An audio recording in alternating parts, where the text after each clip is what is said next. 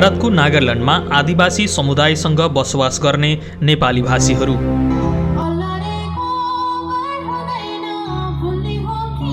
जसले आफ्नो कर्मथलोसँगै वासस्थान पनि नागाल्यान्डलाई नै बनाए। दर्शकवृन्द नमस्कार, म शङ्कर भुसाल, तपाईँ जगत खबर हेर्दै हुनुहुन्छ। सर्वप्रथम तपाईँ यो भिडियो कुन ठाउँबाट हेर्दै हुनुहुन्छ कृपया कमेन्ट गर्नुहोला। दर्शकवृन्द, विश्वमा विभिन्न देशहरू छन् जुन देशमा आदिवासीहरूको वासस्थान समेत रहेको छ। कुनै कुनै देशका केही आदिवासी त यति खतरनाक छन् कि त्यो ठाउँमा पुग्ने मानिस फर्केर आउन पाउँदैन। यस्तै तपाईहरूलाई कतिको जानकारी छ, नेपालमा रहेका नेपाली मूलवासीहरू अन्य देशका विभिन्न ठाउँहरूमा पनि बसोबास गर्ने गर्दछन्। जस्तै कि Bhutan, Myanmar, Darjeeling, Sikkim, Hong Kong, Assam, America, Siliguri यस्तै धेरै ठाउँहरूमा नेपाली भाषीहरूको वासस्थान बाक्लो छ। ती ठाउँहरूमा नेपाली भाषीहरूको लागि त्यहाँको सरकारले विद्यालयहरूमा पठन पाठनको समेत व्यवस्था मिलाएको छ। आज हामी तपाईहरूलाई एउटा यस्तो ठाउँ जहाँ नेपाली भाषी त छन् तर अन्य आदिवासीहरूका कारण त्यो ठाउँमा नेपाली पनि त्यहीँको नियममा बाँधिनु परेको छ। त्यही ठाउँको विषयमा आज हामी चर्चा गर्दैछौँ, जसको कारण यो ठाउँ छाडेर अन्य ठाउँमा जान मुस्किल पर्ने गर्दछ।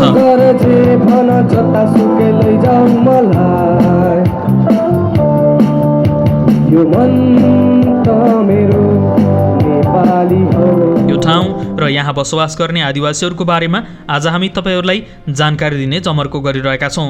भिडियोलाई अन्त्यसम्म हेरेर आफ्नो प्रतिक्रिया दिनुहोला। र भिडियोको बिचमा हामीले प्रश्न उत्तर राखेका छौँ, प्रश्नको सही जवाफ दिएर विजेता पनि बन्नुहोला। हामी लाग्छौँ आजको भिडियोतर्फ।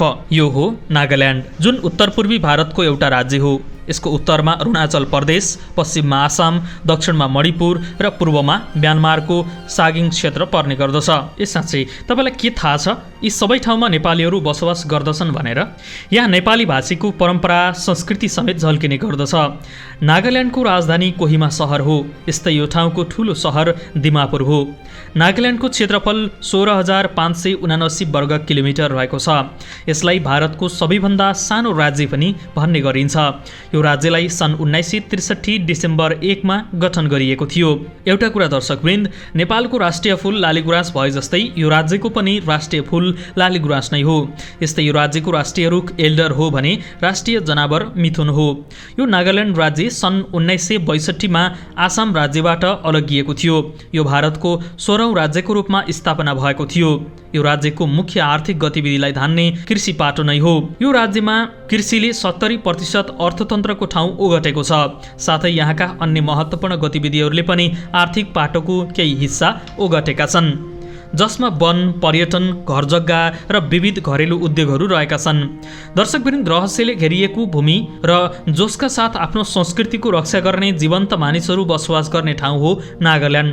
तर चरम रहस्यदेखि विश्वव्यापी रूपमा प्रसिद्ध सांस्कृतिक महत्त्वको आयोजना गर्न नागाल्यान्डले वर्षौंको दौडानमा लामो यात्रा गरेको छ। त्यसैले त नागाल्यान्डले एउटा विश्वको पर्यटक गन्तव्यको नक्सामा आफ्नो नाम कोरेको छ। यो राज्यको दिमापुर एकमात्र एयरपोर्ट भएको सहर हो। यो एयरपोर्टमा कोलकाता र दिल्ली सहित भारतका अन्य सबै एयरपोर्टबाट उडान भर्न सकिन्छ, किनभने यो अन्तर्राष्ट्रिय नभई आन्तरिक एयरपोर्ट हो।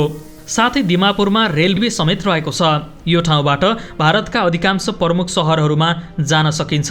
यो नागाल्यान्डमा जनजातिहरू विभिन्न समयमा बसाइ सरेका थिए। यो ठाउँमा बसोबास गर्ने नागा जातिहरू पहिले सन् 1228 मा ओहोमको आगमन अघि नै बसोबास गरेका थिए। नागाको अर्थ यो नै हो भनेर आजसम्म कुनै पुष्टि भएको छैन, तर स्थानीयका अनुसार नागा भन्नाले कानमा झुम्का भएका मानिसहरू भन्ने बुझिन्छ। यस्तै कहिले भने नाग छेडेको मानिसहरू समेत भन्ने गर्दछन्। त्यसैले गर्दा पनि यसको सही तथ्य भने फेला परेको छैन। यी नागा जातिहरू भारतको नागाल्यान्डमा मात्र नभई म्यानमार अर्थात् बर्मा देशमा समेत रहेका छन्। यी जाति विभिन्न समूहमा विभाजित छन्, जसको सङ्ख्या स्पष्ट छैन। तिनीहरू प्रत्येकले अलग अलग नागा भाषाहरू बोल्ने गर्दछन्। यो एउटा यस्तो जाति हो जसले लगभग आफूलाई चाहिने सम्पूर्ण सामानहरू आफै बनाउने गर्दछन्। जस्तै आफूले लगाउने लुगा, रेनकोट, पकाउने भाँडा, आफू बिरामी हुँदा प्रयोग गरिने औषधिहरू, यस्तै टोपी, धातुका कामहरू आदि आफै गर्छन्। दर्शकवृन्द, यो विषयमा र यहाँ भएका नेपालीहरूको विषयमा थप जानकारी दिनु पूर्व हामीले प्रस्तुत गर्दैछौँ प्रश्न उत्तर सेगमेन्ट, जसमध्ये हामीले हिजोको भिडियोमा सोधेको प्रश्न थियो, पशुपतिको मन्दिर कसले बनाएका हुन्? यस प्रश्नको धेरैजनाले सही जवाफ दिनुभएको छ, जसमध्ये गोलाप्रथाबाट 3 जना विजेता बन्नुभएको छ। दैलेख घर भई हाल नेपालगञ्जमा रहनुभएका विनोद चन्द्र ठकुरी, पेप्सिकोला काठमाडौँबाट रेणु ढकाल र कपिलवस्तुबाट विजय छेत्री, उहाँहरू तीनैजनालाई हाम्रो तर्फबाट हार्दिक बधाई। पशुपतिनाथको मन्दिर प्रचण्ड देवले बनाएका हुन्। अब आजका लागि प्रश्न, हिमाल, पहाड र तराई तीनवटै भूगोलको हावापानी पाइने एकमात्र शिकार आरक्ष धोरपाटन शिकार आरक्ष कुन जिल्लामा अवस्थित छ? यस प्रश्नको सही जवाफ तलको कमेन्ट बक्समा आफ्नो नाम र ठेगाना सहित कमेन्ट गर्न नभुल्नुहोला। अब हामी लाग्छौं पुनः विषयवस्तुतर्फ।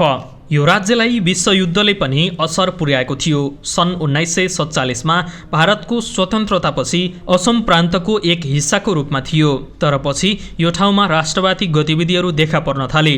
यसरी फिजोको नेतृत्वमा रहेको नागा नेसनल काउन्सिलले आफ्नो पुर्खा र मूल समूहको राजनीतिक एकताको माग गर्यो। यसबेला आन्दोलनले हिंसात्मक घटनाहरूको श्रृङ्खला समेत घटाएको थियो, जसले सरकारी र नागरिक पूर्वाधारमा क्षति पुर्याएको थियो।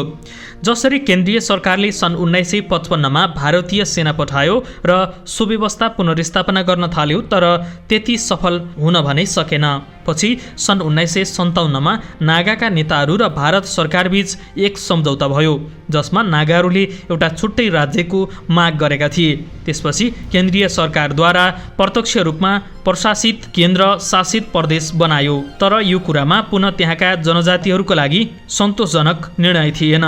यसपछि पुनः यो राज्यमा हिंसासहितको आन्दोलन भयो, जसमा सेना र सरकारी संस्थाहरू बैंकहरूमा आक्रमण साथै विभिन्न ठाउँमा क्षति पुर्याए। त्यसपछि सन् 1960 जुलाईमा प्रधानमन्त्री नेहरू र नागा पिपुल कन्भेन्सनका नेताहरूबीच छलफलपछि एक 16 बुँदे सम्झौता भयो, जसमा भारत सरकारले बल्ल नागाल्यान्डको सङ्घभित्र एउटा पूर्ण विकसित राज्यको रूपमा मान्यता दियो।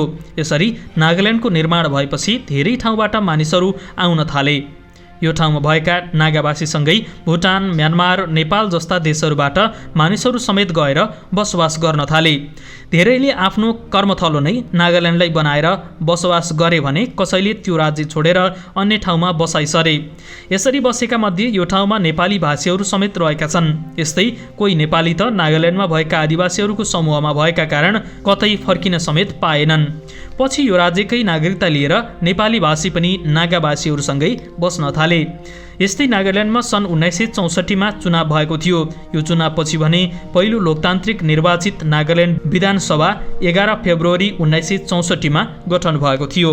यो राज्य आजभोलि बिस्तारै शिक्षित समुदाय र राज्यको विकासको बाटोतर्फ अगाडि बढेको छ। यो राज्य अर्थात् नागाल्यान्डको उच्च साक्षरता दर 80.1% रहेको छ।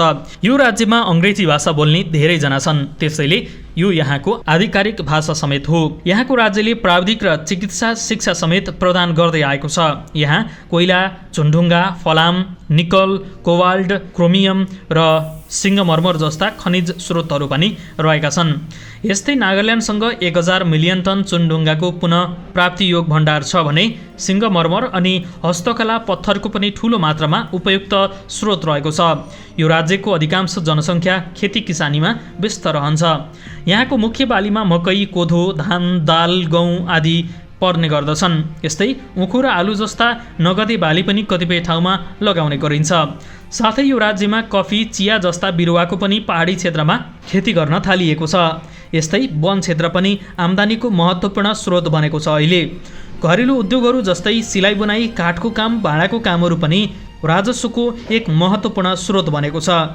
यो राज्यको सम्पूर्ण ठाउँमा विद्युत समेत पुगिसकेको छ। दर्शकवृन्द, यो त थियो नागाल्यान्डमा बस्ने आदिवासीहरूको विषयमा जानकारी, जोसँगै नेपाली भाषीहरू पनि बस्ने गर्दछन्। दर्शकवृन्द, आजको भिडियो यति नै। तपाईलाई आजको भिडियो कस्तो लाग्यो कृपया प्रतिक्रिया दिनुहोला। आजको भिडियोबाट तपाईहरू सम्पूर्णप्रति आभारी रहँदै स्क्रिप्ट राइटर गोविन्द भुसालसँगै म पनि बिदा हुन्छु। नमस्कार।